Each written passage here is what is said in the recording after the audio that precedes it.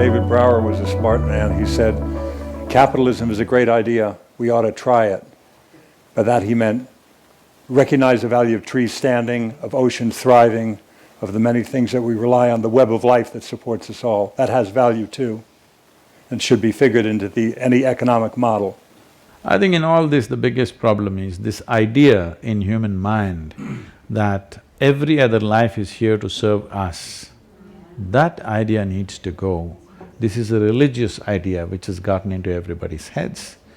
I've lived in jungles. I see reptiles, ants, grasshoppers, bees, elephants, they have a full-fledged life of their own, complete life of their own. And how come we think we are the only life that's worthwhile here? This is a wrong idea that's gone into human head. Every other life is here to serve us. This needs to go. For our own well-being, we can't lose those species. It's like how many rivets can you lose from an airplane before it ceases to fly? For our own well-being, for our own survival, we need that web of life to live. If we lose the bees, the pollinators, we know what that will do to our food supply. We've seen what the loss of trees has done around the world. We need all those many species. They keep us all aloft, they keep us all thriving. Some of the studies show that if all the worms disappear right now, all life on the planet will disappear in 18 months' time. If all the insects disappear, in 3.5 to 4 years' time, all life will disappear. But if all of us disappear, the planet will flourish. So we must know what is the significance of our life with theirs. All this should be figured into economic models, as you wisely did with the Rally for Rivers. You went and involved the economic agencies and what have you. Because when you look at the cost of this home, for instance, people normally look at the cost of the home as labor and materials. That's the cost. What's the cost of running the home? The cost of running this home over its long life, it's built out of steel, will be a fraction of what it would be with a normal home. So the cost of the home, to look at just the cost of labor and materials, that's like looking at an iceberg, just the piece above the waterline. The piece below the waterline is huge. That's the cost of running the home, and there's an economic case to be made for that, I think. Yes, it should be. Right now, the way we are running our homes, our commercial establishment, our cities, in my opinion, tell me if I'm wrong, I think it's 70% just waste. With 30% we could do pretty well. I wouldn't be shocked. Just maybe we have to walk a little more, we have to do a few more things, and we would be much healthier and fitter by doing those things. We don't have to simply walk on the treadmill, we could walk on the street. If people came from another planet, could you explain that to them, where you get in your car and you drive to the gym, and when you get to the gym, you get on a bicycle? Would you be able to explain that to somebody? It's nothing if not amusing. What vision can you see for what could happen on this continent that is somehow similar to what happened with the Rally for Rivers? Is there a vision that you have for what could happen here? See, in comparison, if you want to see between India and North America, because you said the continent, right? Not the country, okay. The population and land ratio is extremely good here. So here, I think right now the most important thing that America should do is, I was today morning also speaking to someone about this. See, for whatever reasons, America has kind of found a leadership position in the world, not just as political and military power. See, today if you go to most parts of the world, at least in the urban world, everywhere, in India, in China, in any part of Asia or Africa, if you look at people, you stand on a main street and look at people below their knees, they're all wearing blue denims. 50% of the people at least. So if America wears blue-colored clothes, everybody is wearing blue-colored clothes. If you put a hole in your trousers, everybody is putting a hole in the trousers. Not worn down, they're putting a hole. Even a kindergarten child knows this machine runs on oxygen and expels carbon dioxide. But if you pump carbon dioxide into your bottle and say this is the real thing, the whole damn world is drinking it. Okay? So, there is a leadership position. It doesn't matter what you do the right thing or the wrong thing, somewhere the world is following. So you must do the right thing now. This is your responsibility because you have a leadership position. If you do the right things, the world will do the same things. Very easily it can be done. So, one reason I'm spending a certain amount of time in America is, right now in America everybody is drinking alcohol, whole world is trying to drink alcohol. So for example, in India 25 years ago, not even 6 to 7% of the people consumed alcohol. Today, nearly 60% of the people are consuming alcohol in a matter of 25 years because they think it is modern, it is fashionable. If they don't drink, they're left out of life. And the drugs are also coming in equal proportions.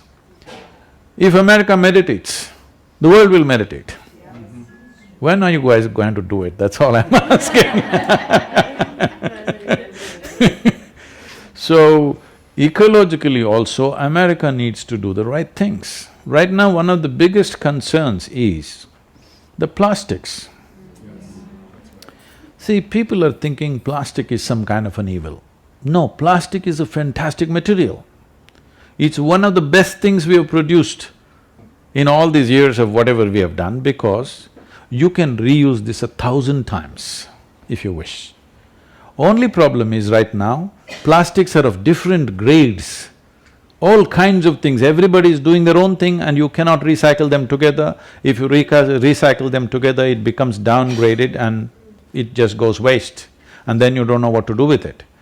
If you fix a certain grade of plastic as a compulsory usage, nobody in America can use any other plastic than properly recyclable plastic. Whether you take a Coke bottle or you take a vegetable crate or you take some other package, everything is same grade plastic. If you do it by law, it's going to cost you a little bit. But if you do that, then everything can be recycled effortlessly. It is the sorting out which is the biggest problem, do you understand? You cannot sort it. It's too complex, everybody throws everything, how to sort it? A simple thing I'm telling you, one of the biggest challenges for recycling the PET bottles, in the world we are using nearly 500 billion PET bottles are produced. This is nearly 1 million PET bottles per minute we're producing, okay? The PET means what you're using now for water, Coca-Cola, everything is in that… Polyethylene terephthalate. Huh? Polyethylene Yeah, terephthalate. yes. So now, if everything is one single grade, very easily we'll recycle. This bottle recycling in India is nearly 100%. 65% in organized sector, 15% in unorganized sector, 10% of the bottles are simply being reused in homes. Very little is lost because we have manpower to pick it. But now one of the biggest challenges is the paper label that's on it, they're not willing to change that. You just have to print your Coca-Cola directly on the thing. You cannot separate the paper and the plastic. This is not allowing us to recycle. Do you understand? In India, they hire people, women and children sitting there and ripping off the papers. With that paper you cannot recycle. If the paper goes into the recycle, the plastic gets downgraded. So like this, there are very simple problems. It's just because we don't care it's not happened, not because there's no technology, not because it's economically impossible for us to do. We've not cared enough to pay attention to these things. This is a simple thing, if all of you here, if you push for this in your governments, that America uses only one grade of plastic. There are 6 grades of recyclable plastic, 100% recyclable plastics. Only one you use. Believe me, if this becomes the law everywhere in the world, one big problem is gone. Right now they're saying by 2050, the amount of plastic in the oceans in weight will be equal to the amount of fish in the ocean. Can you beat that? What's wrong with us? It's not a simple problem. I'll tell you, the Velangiri Hills, our backyard, where we are, our India center, Our backyard is 10,000 square miles of rainforest. There are elephants, tigers and all kinds of wildlife. There is one pilgrim place where people climb up and go down. This is only once a year, 2 months, lots of pilgrims, nearly 1 million pilgrims go. So they were just throwing plastic all over the place. Some elephants died, lot of deer died. Then we decided, we will stop all the pilgrims at the base of the mountain and give them a cloth bag, take away all their plastic bags and give a cloth bag. A few businesses came and supported us with, whatever they printed their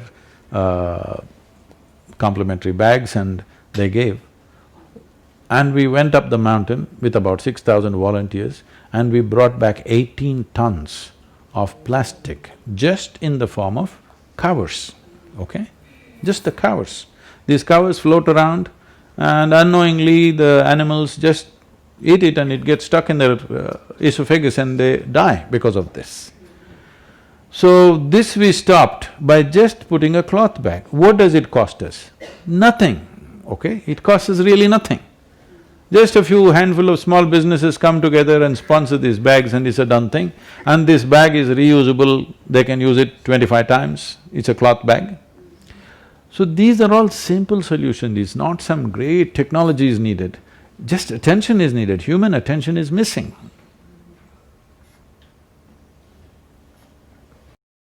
What would you say is the best way that we can approach transforming our agricultural system?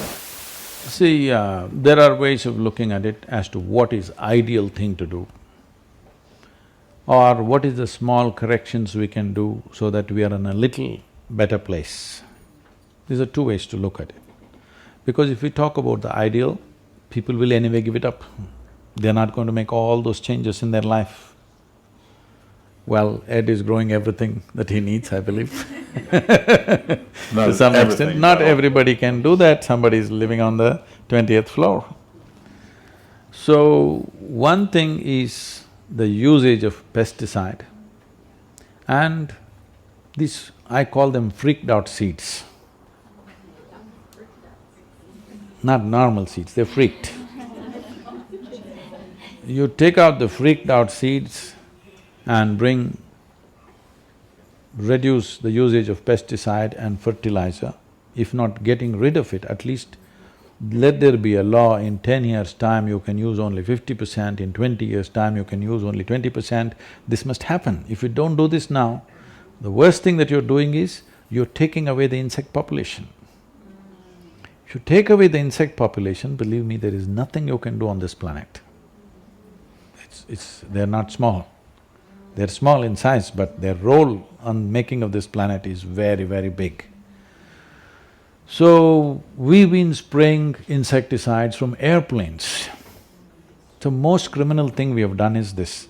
From airplanes, we've just sprayed large scale, killing everything. This is chemical warfare, this is not agriculture. All this comes from that fundamental idea which I mentioned earlier, that we think we are the only life, everything else is subservient to us. We can just mass murder everything and somehow have a con for ourselves. It's very conny.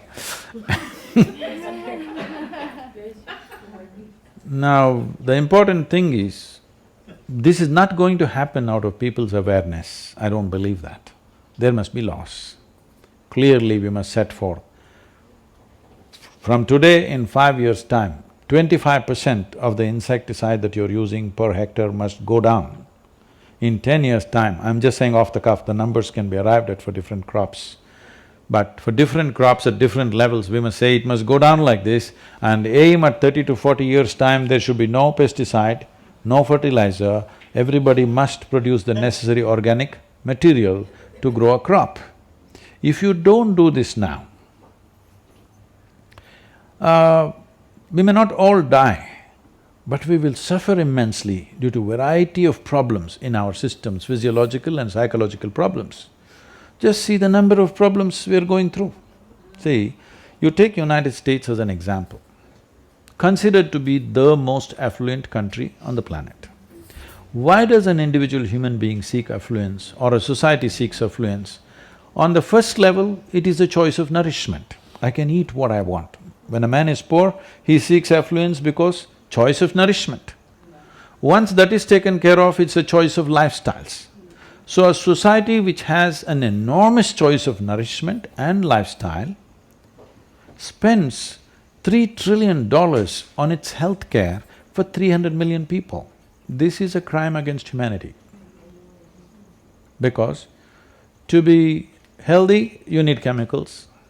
To be peaceful, you need chemicals. To be joyful, you need chemicals. For everything, you need chemicals.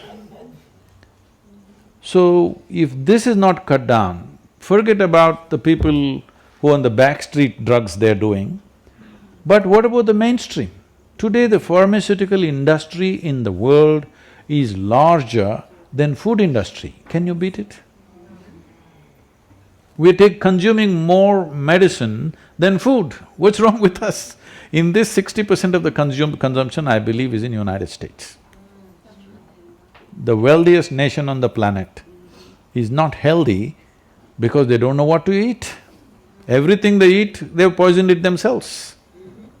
Somewhere, one little farm, organic here, organic there, no, by law, it should be so. The time is over for that, where thinking people will do it consciously and it will happen. It has to be enforced. If it's not enforced, now it's going to be late, because the amount of human suffering we are causing with this is too much. Generations will pass like this.